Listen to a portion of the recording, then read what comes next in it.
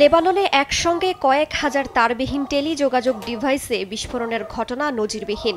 ঘটনার পরপরই ইসরায়েলের দিকে সন্দেহের তীর ছড়ে সশস্ত্র গোষ্ঠী হিজবুল্লাহ। এ নিয়ে আন্তর্জাতিক গণমাধ্যমগুলোতে চাঞ্চল্যকর কিছু তথ্য উঠে এসেছে।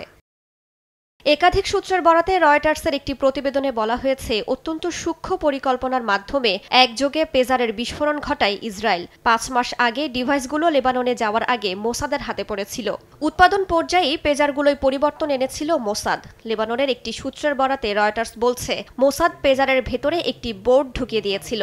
এই বোর্ডে বিস্ফোরক উপাদান ছিল। এর একটি সাংকেতিক ভাষা গ্রহণের ক্ষমতাও ছিল, যা শনাক্ত করা খুবই কঠিন। এমনকি কোনো যন্ত্র বা স্ক্যানার দিয়েও শনাক্ত করা সম্ভব নয়। নতুন পেজারগুলোর মধ্যে ৩ গ্রাম পর্যন্ত বিস্ফোরক লুকানো ছিল, যা কয়েক মাসেও হিজবুল্লাহ শনাক্ত করতে পারেনি বলে প্রতিবেদনে উঠে এসেছে।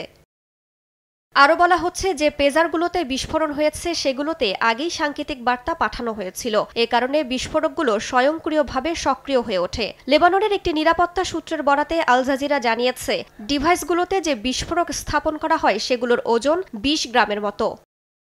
ইসরায়েলি বাহিনী যাতে গোষ্ঠীটির অবস্থান ট্র্যাক করতে না পারে সেজন্য একে অপরের সঙ্গে যোগাযোগের ক্ষেত্রে মোবাইলের পরিবর্তে ইলেকট্রনিক ডিভাইস হিসেবে পেজার ব্যবহার করে আসছিল হিজবুল্লাহ।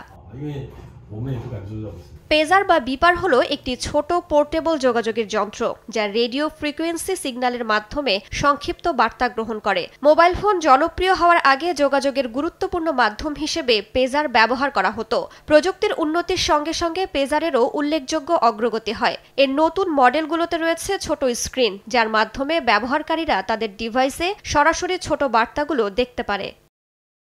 রাইসা জান্নাত, সময় সংবাদ।